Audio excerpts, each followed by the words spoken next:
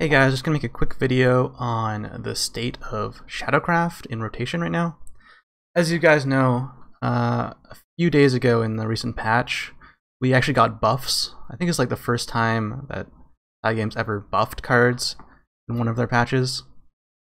So it's kind of a big deal. They felt that the other classes were fine, but Shadowcraft was in a weak spot, so they wanted to buff some of the cards. So it's been a few days. I got to play around with the new buffs, so I kind of got an idea of where they put Shadowcraft at the moment. I don't think they are particularly amazing for the class right now. I've got issues with not really with what they chose. I like that they buff these cards.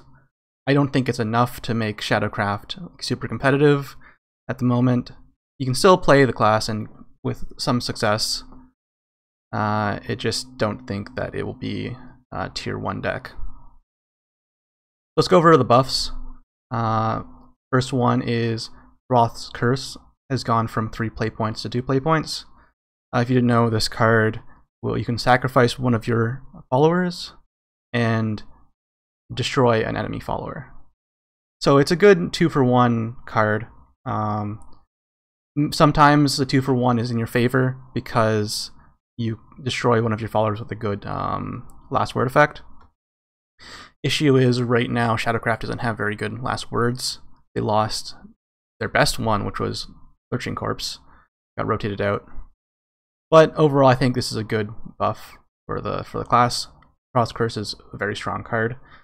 I will definitely play this card a lot more in Unlimited, because you have access to Lurching Corpse. So keep an eye on this card to see if we get some good last word effects. Next we have Corpse Lord of Woe. His attack was buffed to 5, and even bigger, the necromancy cost for his ability has dropped from 6 to 4. If you didn't know what this card does, on his unevolved side, he can't attack, but at the beginning of turn, if you have 4 necromancy, he'll use 4 shadows and he will evolve himself. On his evolve side, he can attack, and if he dies, he comes back. He'll come back unevolved.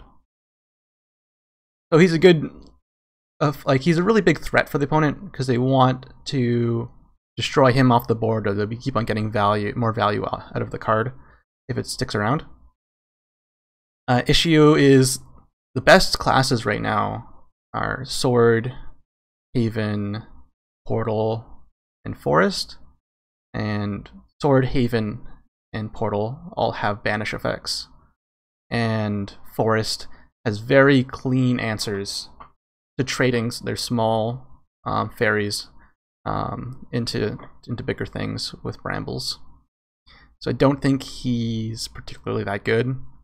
The best you'll get out of him is maybe a 2-for-1, and you'll stick around, maybe, hopefully. So, like, if you compare it to other 4-drops, you're looking. He's not as valuable, like as a Priest of the Cudgel, or like other 4-drops. A lot of the Sword 4-drops are very strong. I don't think he compares very well.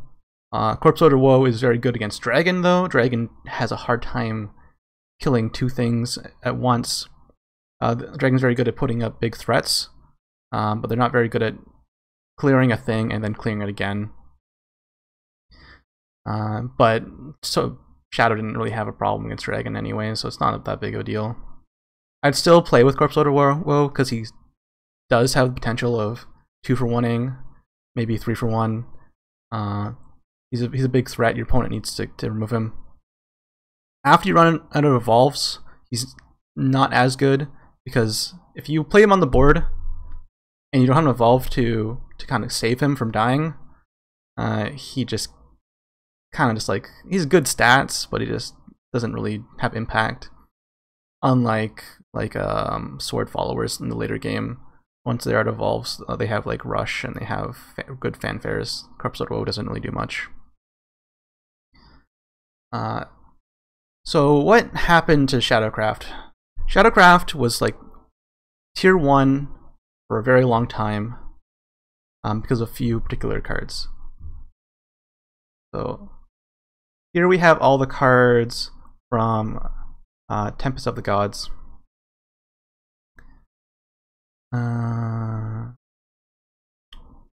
What am I looking at? Never mind. Sorry. Rise of Bahamut. There we go. The cards that Shadowcraft lost. The two biggest ones for me are Lurching Corpse and Necro Assassin. For the mid mid-range Shadowcraft. These two cards have insane tempo advantage. Lurching Corpse can trade with the biggest follower in the game because of his last word effect of destroying a random follower. He's also can snipe out followers that have stealth. I mean ambush, whatever. Followers that can't be targeted. He has a lot of potential for moving bigger things. And he's also a very good target for sacrifice effects, like Thrall's Curse, like Demon Eater. So you can get insane value when you sacrifice him to one of those effects. You draw 2 cards, you kill one of their followers, you're in a good spot. Same with Necro Assassin.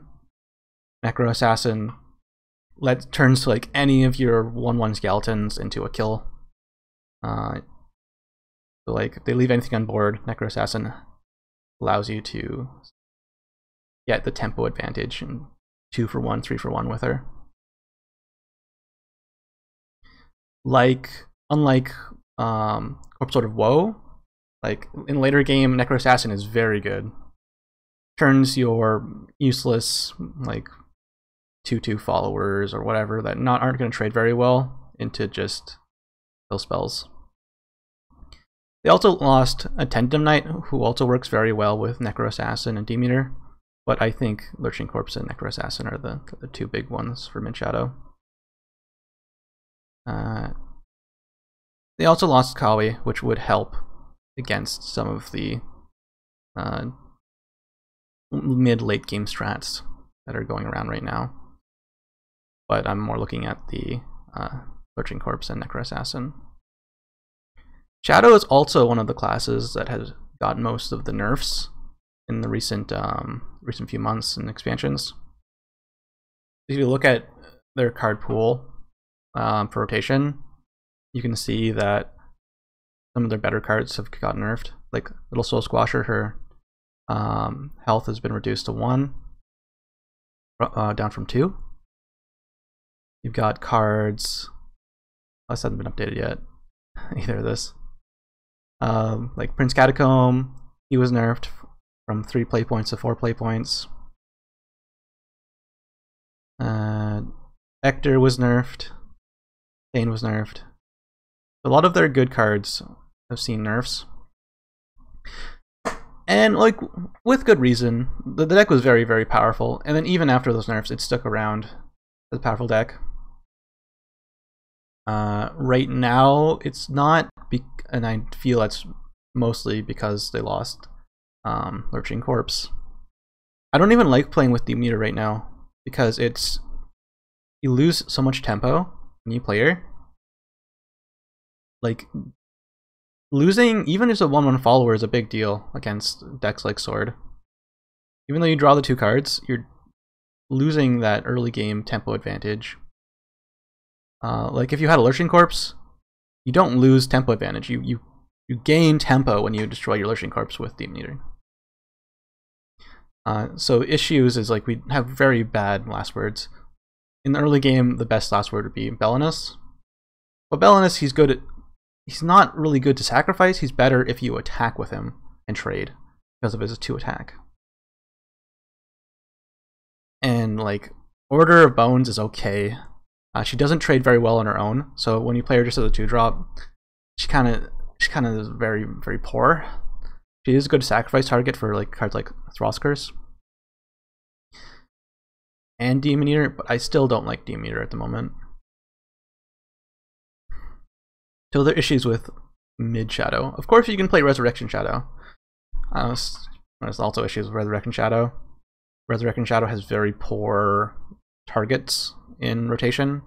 They only have Zeus as a good target because a lot of the high-end and legendary Shadowcraft cards are pretty bad, like Abyss Straddler and Mail Obliteration. These cards aren't good for resurrection targets. Like Mail would just be a 0/7. Abyss Straddler's like stats are very bad, and like hard to play like in a resurrection deck with Ector. Ector's still very powerful.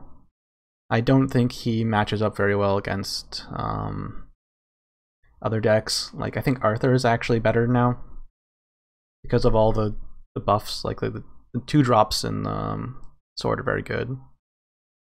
So he kind of outclasses Ector. Ector was very good when you could win the early game and mid game like very easily with Lurching Corpse, get that tempo. So you can move into turn 7, turn 8 with a slight advantage already.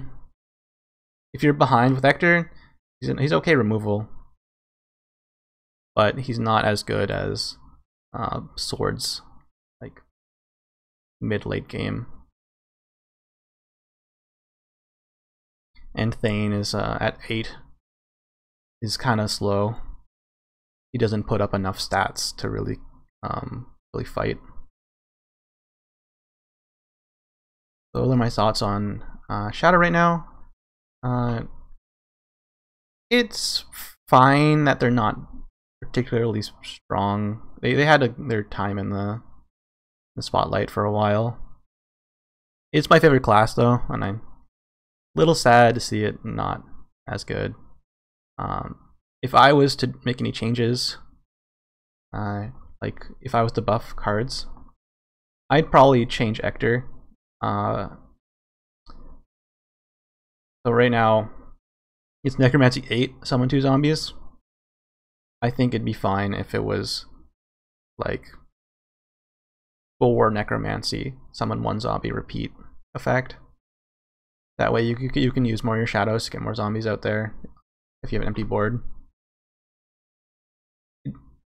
All it does is just lets you fight against like Swords, enormous boards a little easier. And that's even then that's not that big of a buff. A bigger buff would be Necromancy 3 or Necromancy 6, summon 2 zombies, or even Necromancy 7, summon 2 zombies.